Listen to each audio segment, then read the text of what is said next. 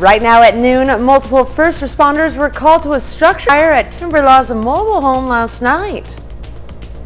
It's breezy, it's cold. We've even had some light precipitation beginning to fall across the area. We'll take a look at that forecast coming up.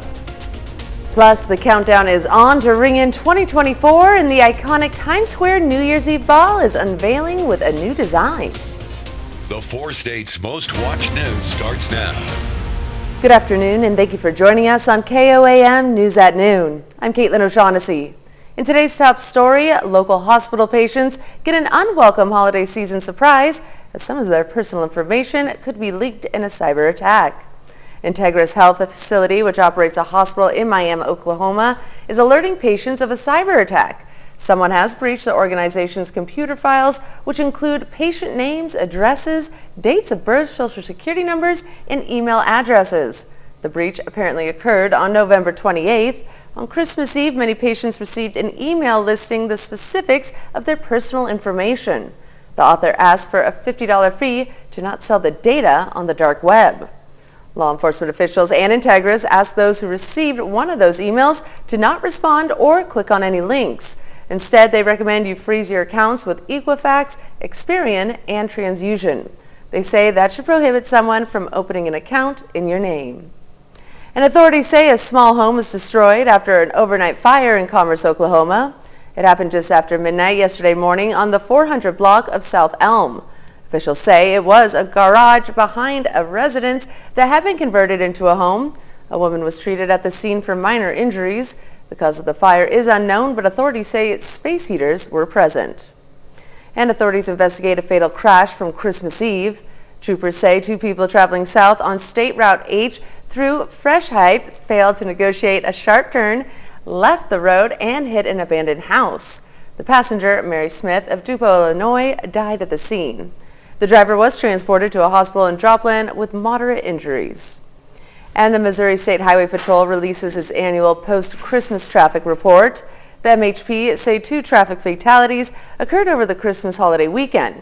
The statewide numbers also showed a total of 124 traffic crashes, 71 traffic crash injuries, and 81 DWIs.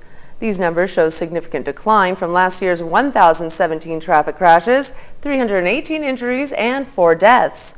This year, there were no traffic fatalities on Christmas Day. And multiple first responders were called to a structure fire Tuesday evening. Just after 7 p.m., officials were called to Timberlaw's mobile home park located south of Joplin on Spurgeon Road. Upon arrival, a mobile home was found fully engulfed in flames. Deputies closed Spurgeon Road from Elm Drive to Foliage Road to allow fire equipment through.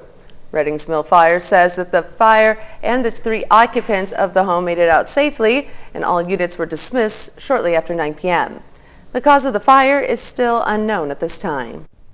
And we've had some light precipitation and some not so light precipitation beginning to fall across the area. Skywatch Storm Tracker showing us some snow showers up in our northern counties, up around the Butler area and starting to creep into Vernon County. We'll take a closer look at that.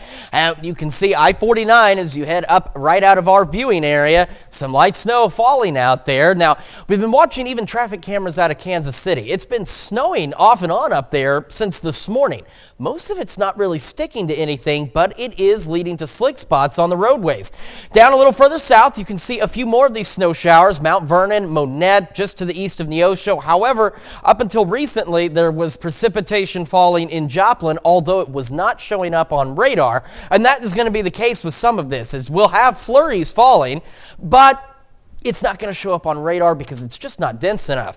This is showing up pretty well on our camera on the Cornell Complex. The wind out there, those gusty west winds getting close to 25 miles an hour across the area. Quick check on the road conditions. The good news is since this morning, KDOT now reporting all clear roadways at this point in our area, and MoDOT is continuing to report clear roadways in the southwest Missouri area as well, which is good news. That does not mean that there's not still some wet spots, but that is good news. Started yesterday at 29, made it to 44, so relatively close to normal, sitting at 36 in Joplin right now, 35 in Pittsburgh. We're going to take another complete look at your forecast, tell you how long these snow showers are going to stick around and how New Year's is shaping up here in just a few more minutes. Caitlin?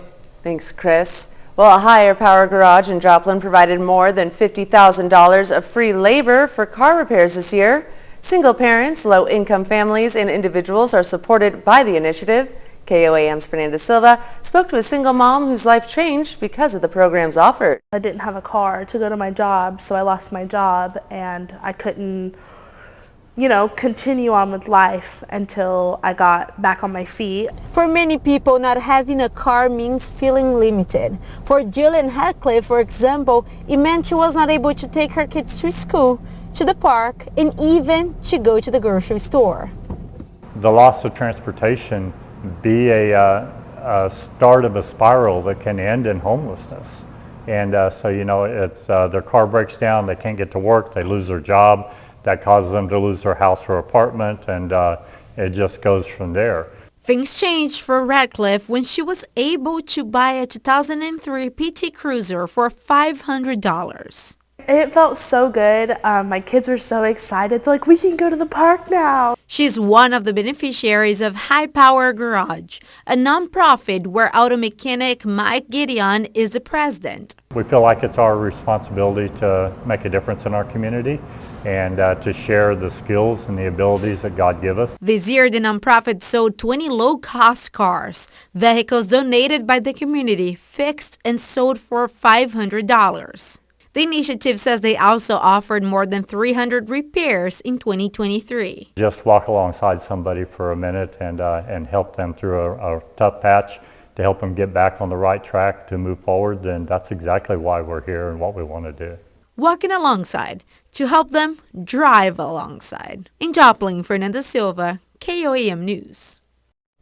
Higher Power Garage also offers personal finance and basic automotive maintenance classes. You can find more information on how to apply and how to support the programs on our website at KOAMnewsnow.com. And that's a look at today's top stories and weather in the 4 states region. Up next on KOAM News at Noon, White House officials traveled to Mexico today to address the migrant crisis on the southern border. We'll have the details. And later, we're making a dilly crab dip in the Mr. Food Test Kitchen. Stay tuned. The iconic Times Square New Year's Eve ball is unveiled with a new lighting design. The countdown is on to ring in 2024 and this year's big reveal of the crystal ball, which features a bow tie light pattern. Times Square New Year's Eve co-organizers Jeffrey Strauss was joined with other organizers and singers, songwriter Paul Anka for the countdown to unveil the new illuminated bow tie effect. The pattern acknowledges Times Square's history as the bow tie of Midtown due to the triangular sections of Manhattan. The ball is covered with over 2,600 crystal triangles that vary in size. The celebration in the crossroads of the world kick off Sunday night as billions of people watch the annual ball drop to welcome the new year. And 2 White House officials traveled to Mexico today to address the migrant crisis on the southern border. This as thousands of men, women, and children are walking north from southern Mexico, hoping to reach the U.S. Nicole Scanga has more on today's meetings with Mexican officials. Secretary of State Antony Blinken and Homeland Security Secretary Alejandro Mayorkas left for Mexico City ahead of a meeting with Mexican President Andrés López Obrador. They're hoping to push Obrador into doing more to stem the sharp rise in the number of migrants reaching the border the U.S. shares with Mexico. Arrivals topped 10,000 on multiple days last week, and U.S. border communities are overwhelmed with the growing needs, especially as the weather gets colder. People are always here in this shopping center parking lot begging for food. President Obrador has said he's willing to do more but wants the Biden administration to ease sanctions on Cuba and Venezuela and increase aid to Latin America. Earlier this week, an estimated 6,000 migrants began a trek north from southern Mexico, and so far Mexican authorities have done little to stop them. Others have tried to travel on top of trains. Venezuelan Haley Peraza says she's been trying to reach the U.S. for 3 months with her partner and 3 children. The stakes of today's meeting are high for President Biden. A recent CBS News poll shows immigration ranks second among the most important problems facing Americans today, right behind inflation. Today, the president left for a vacation in the U.S. Virgin Islands. Former President Trump, who could face Biden in the 2024 election, released a new TV ad ahead of the New Hampshire primary, promising to build more wall and prevent terrorists from entering into the United States. Nicole Skanga, CBS News, the White House. Still to come on KOAM News at Noon, we see what's cooking with Mr. Food. Whether you're staying home or going to someone else's house for New Year's Eve, take a look at these tasty appetizers. But first, we've got that rain-snow mix and honestly, mainly just some snow showers out there. Take another look at that forecast when the KOAM News at Noon returns. Welcome back to the KOAM News at Noon. So we've had some snow showers across the area, some flurries out there, and as we figured, it's not really adding up to a lot, but we're still seeing some precipitation, and we can see that on the Skywatch Storm Tracker. Let's take a bigger view of that. You can see where, at least on the reflectivity here, some of this snow, just almost right outside our viewing area, has made a transition into rain, because some of us are getting a little bit warmer out there. But you can also see, too, we're starting to see a few more of these snow showers that are actually being picked up by radar around the area as well. So we got some heavier, light snow, if that makes sense. I think you folks at home know there's flurries and then there's a light snow. So it's heavier than flurries, but not quite a heavy snow. So it does include I-49 up in Bates County and now around Nevada, as you can see. And if you head out to the east toward Osceola, we travel a little further south. We've got some snow showers around Lamar, around the Stockton Lake area, now stretching back on over to Pittsburgh in northern parts of Cherokee County. And we can head further southeast. And we've got some snow showers showing up on radar around Monette, just east of Neosho, around Mount Vernon on I-44. And like I mentioned, there was some precipitation falling in Joplin earlier. Showed up on our tower camera. We saw it, but it didn't show up on radar. And that's going to be the case. We're not expecting tremendous amounts of snow, as we mentioned. But here's what it looks like as it swirls around. And you can see some of this newer snow shower development out there. So the main concern with any of this wintry type precipitation is simply going to be the slick roadways, in all honesty, and that's still a serious concern out there. We could still see, as noted here on the future track this evening, a transition to some rain in areas, but otherwise we've got that snow, we've got snow showers. They'll continue into the overnight hours and into tomorrow morning, so something, again, you'll just want to be mindful of out there, because at least my least favorite thing about wintry precipitation is when it's warm enough that it maybe falls as a wet snow or even some light drizzle, but it's cold enough on the surface that it freezes on your windshield, and that's a pain when you're running the wipers. And we'll see a transition to some light showers, and we'll have some flurries, maybe some light drizzle as we go through most of our Thursday and possibly into our early Friday morning. In terms of snow, again, a dusting to maybe a ½ inch across the area, but as you can see on the snow tracker, not much change from this morning. MoDOT camera, I-44 at range line, looking back to the east. The roadways are a little bit on the damp side, but they're not super wet. And you can see, too, from our camera at the Cornell Complex, they're relatively dry despite what was falling earlier, but shaking really good in that wind because we've got those westerly gusts pushing about 25 miles an hour. KDOT camera, 69, just south of Pittsburgh. It's looking a little wetter than it was about 20 minutes ago with those new snow showers developing out there. Sitting at 36 in Joplin, feels like 27 with a west-northwest breeze at 14, gusting to 23. Over in Pittsburgh, also cold, 35, feels like 29 out there. And temperatures around the region absolutely chilly as we're sitting into the mid, even some upper 30s as you head a little further to the south. But despite how warm you may be, we still have those wind chills. All of us just about, with the exception of, say, Nowata, sitting into the 20s with those wind chills. So it is definitely cool out there, to say the least. We're still looking at those highs, mid-upper 30s out there, and the gusty winds and the wintry mix. We'll have those flurries, maybe some light snow continuing into tonight. Slick spots, the biggest concern. Still breezy, though. Northwest wind gusting to 25, lows back into the lower 30s. Tomorrow, we'll go into the upper 30s. We'll have those scattered flurries, maybe some drizzle. Wind not as windy, but still breezy, shifting out of the north, 10 to 15, gusting upwards of 20.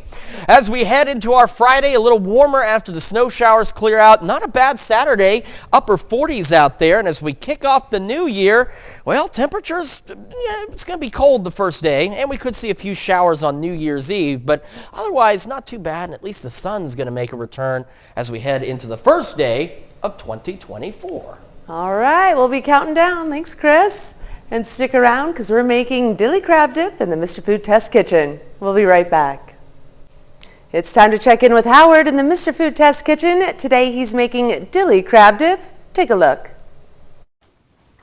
This New Year's Eve, whether you're hosting a fancy schmancy party or just having a quiet night at home, you're probably looking for something that's a little special to serve.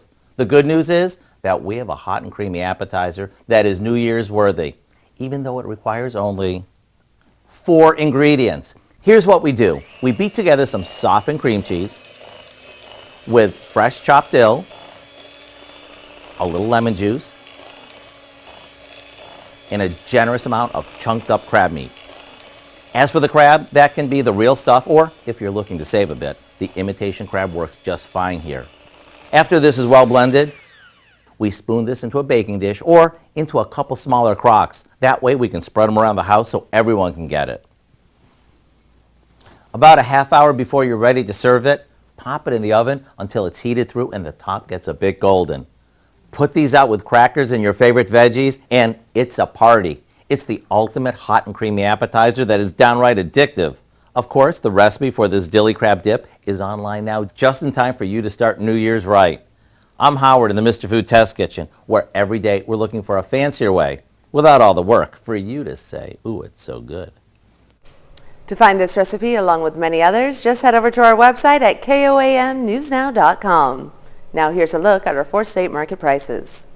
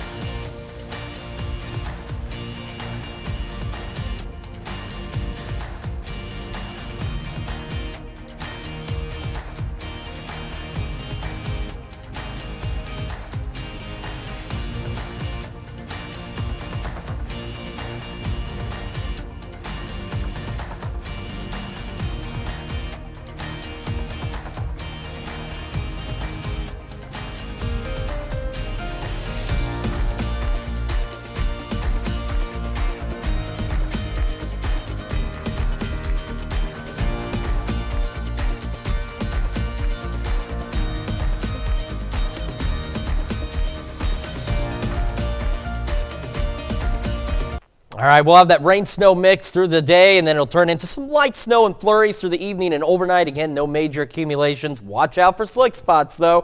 Flurries on Thursday, maybe some drizzle. That tapers off by Friday morning.